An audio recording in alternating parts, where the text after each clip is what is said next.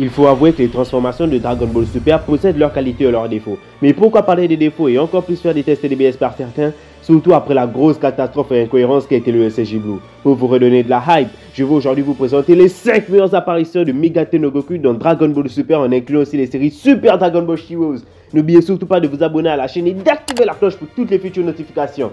Et pour ce qui concerne le compteur de pouces bleus, je compte sur vous pour le faire exploser le record. Rikuzan!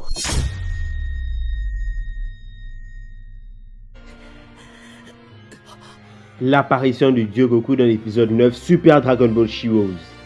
Bon, là c'est un surnom que je lui ai donné comme ça, mais en même temps, regarde la tenue du Dai Kaioshin. Trunks et ses compagnons ainsi que Jiren se sont fait défoncer par Zamasu ainsi que ses complices. Qui est à la tête de ça? Earth. Vegeta, lui, s'était fait absorber comme dans la série Dragon Ball GT. Étant fortement dépassé par la puissance et le nombre de leurs ennemis, Trunks se prépare à prendre le coup final et à perdre la vie. Soudainement,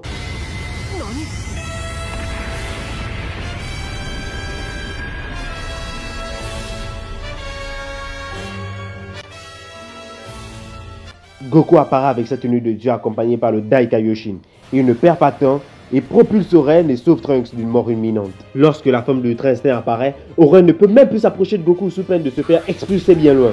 Il spamme Goku des Kikora qui les esquive avec aisance avant de lui porter un coup tellement violent qu'il le sépara de Vegeta. Pouah, la démonstration de puissance de Goku Instinct, surtout lorsqu'il se bat contre les sbires de Earth. Il le surclasse sur tout point.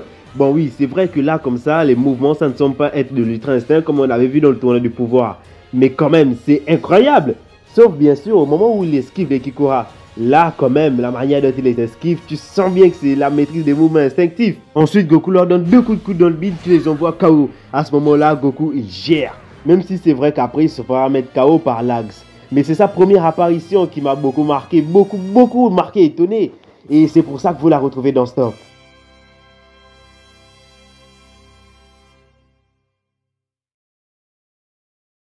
Toujours dans l'univers Super Dragon Ball Heroes, nous nous attaquons au tout premier arc de la série. D'ailleurs, pour celles de ceux qui ne connaissent pas les séries Dragon Ball Heroes, je vous conseille quand même d'aller jeter un œil. Surtout les premiers arcs qui pour moi sont des masterclass. D'ailleurs, je prévois de faire bientôt des vidéos sur les arcs Super Dragon Ball Heroes en mode résumé. Donc si tu veux que je fasse des résumés sur le premier arc jusqu'à l'arc actuel, dis-le moi dans les commentaires si tu veux que je fasse et je le ferai. C'est super important. Donc pour résumer un peu ce qui se passe là, Goku et Vegeta font face à un Saiyan qui lors de sa première apparition, tout le monde pensait que c'était Yamoshi le Super Saiyan de la légende. Or que ce n'est pas Yamoshi, c'est juste Camber, un guerrier lambda. Vegeta et Goku n'ont pas pu faire le poids face à lui et c'est ainsi que nous est venu l'aide de Xeno Goku et de Xeno Vegeta 4 que l'on va appeler Xeno Goku et Xeno Vegeta de Dragon Ball GT pour paraître un peu plus facile. Fut celui qui avait organisé tout ça dans le but de s'amuser et d'observer les capacités de Trui finit par rejoindre la bataille. Il se confronte à Goku à Vegeta 4, mais Camber qui avait subitement disparu refait son apparition. Il veut défoncer tout le monde parce que personne ne veut le défoncer. Voyant que sa présence ne sert à rien, Fu décide de s'en aller et s'enfuit. Combat prépare alors une énorme boule de ki qui l'envoie sur nos Saiyajin. Vegeta est à bout de force, Goku est inconscient, il ne reste donc que Goku et Vegeta 4. Il se charge de stopper la boule de ki de combat, mais il ajoute encore plus d'énergie maléfique. Soudainement, une étrange lumière de plusieurs sortes de couleurs frappe les horizons. C'est Goku, sous la forme de Megate maîtrisé. La scène où Vegeta lui dit « Kakarot, tu comptes encore pioncer comme ça longtemps ?» et où il ouvre subitement les yeux. Selon moi, c'est magnifique et c'est pour ça que je tenais à la mettre dans Stop. Ensuite, quand tu connais ce qui va se passer par la suite, et comment il a maîtrisé, il n'a même pas maîtrisé combat, là il a carrément humilié. Pour ensuite en finir avec un Kamehameha qui mettra combat KO. Mais qui finira par être récupéré par Zamasu. Ensuite, sans prononcer ne serait-ce qu'un seul mot, il disparaît. Et la planète prison explose avec Goku. Petit clin d'œil ici à la planète Namek, c'est toujours plaisant. Dragon Ball Super! On connaît tous l'Ultra Instinct, mais pouvez-vous me dire précisément où et quand est-ce qu'il apparaît pour la toute première fois? Je vais vous le dire, c'est dans le tournoi du pouvoir lors des doubles épisodes 109-110 de la série Dragon Ball Super. Après que Goku se soit fait renvoyer son propre Genkidama par Jiren, il a absorbé l'énergie de cette dernière et s'est vu octroyer une toute nouvelle forme, le Megate no Goku, la maîtrise des mouvements instinctifs. À cet instant T, les choses sérieuses commençaient au tournoi du pouvoir. L'OST légendaire apparaît, la vitesse, la vivacité et les coups Tout y est. Jiren tente de frapper Goku, mais celui-ci l'esquive et donne un coup à Jiren qui le contre. Là, tu dis Ike. Naoki Tate ne rigole pas avec son animation, il nous pose directement les bases de l'Ultra Instinct. L'esquive, la vitesse, la contre-attaque, pour ensuite enchaîner sur ce magnifique dessin de Yuya Takahashi, une animation de Naoto Shishida. Le contre de ces deux puissances est juste monstre. Personne ne prend l'ascendant sur l'autre, jusqu'à ce que... Mais regarde leur visage, c'est du jamais vu, même les dieux n'en croient pas. Encore ici, signé Naoki Tate, pour ensuite transiter vers une animation plus brutale signée Naoto Shishida. Goku est invincible.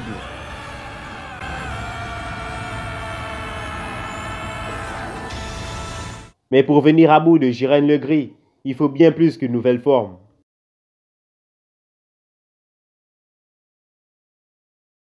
Goku ultra maîtrisé contre Jiren le Gris. Alors oui, on a très bien vu que face à Jiren, la première forme de mouvement instinctif ne valait presque rien. Mais lorsque Goku arrive à la gérer totalement, il est intouchable.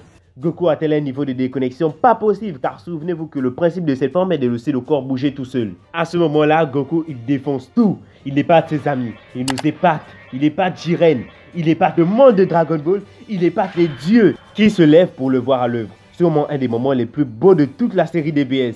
Il nous montre ici un combat qui ne se résume pas qu'au coup de poing et au Kikora. Coup de pression qui esquive pour rapidement le mettre des coups sans même le toucher, ou du moins, il est juste tellement rapide qu'on ne voit même pas ses mouvements. Et cette apparition est l'une de mes apparitions préférées de l'Ultra Instinct.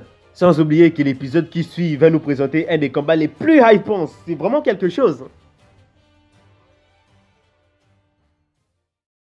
Épisode 128, Dragon Ball Super. L'épisode 128 de la série Dragon Ball Super qui en a traumatisé plus d'un. Et pour cause, en début d'épisode, Vegeta n'a plus de ki. Il tient face à Jiren alors qu'il est dans sa forme normale. Il est littéralement mis à terre par ce dernier, mais malgré ça, il se relève. Si Goku et lui perdent le combat face à Jiren, leur univers se retrouvera détruit. Vegeta envoie alors un dernier final flash à Jiren, mais Jiren reste debout car trop puissant. Vegeta se fait alors éjecter de l'arène et sur le point de sortir, il donne ce qui lui reste de force à Goku. Goku se relève alors sous une réalisation, une OST, des dessins incroyables.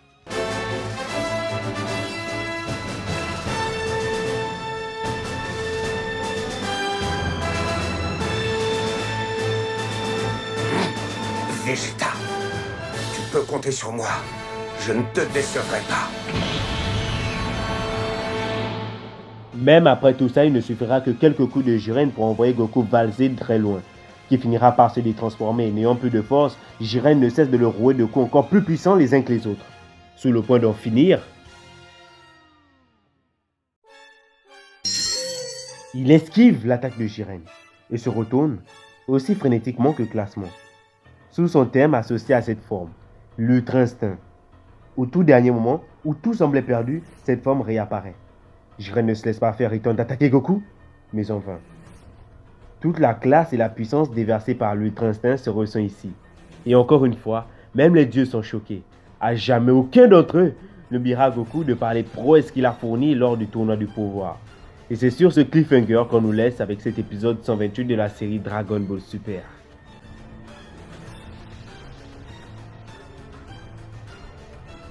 N'hésitez surtout pas à me dire en commentaire lors de la sortie ou plutôt lors de cliffhanger de cet épisode. Avez-vous vraiment pensé à l'époque que l'Ultra Instinct allait réapparaître de façon aussi inattendue? C'était vraiment quelque chose, hein, purée, 2018, c'était vraiment quelque chose. La Dragon Ball était vraiment à son prime en ces temps-là. Si vous avez apprécié la vidéo, n'hésitez pas à vous abonner tout en activant la cloche pour recevoir toutes les futures notifications des prochaines vidéos à venir.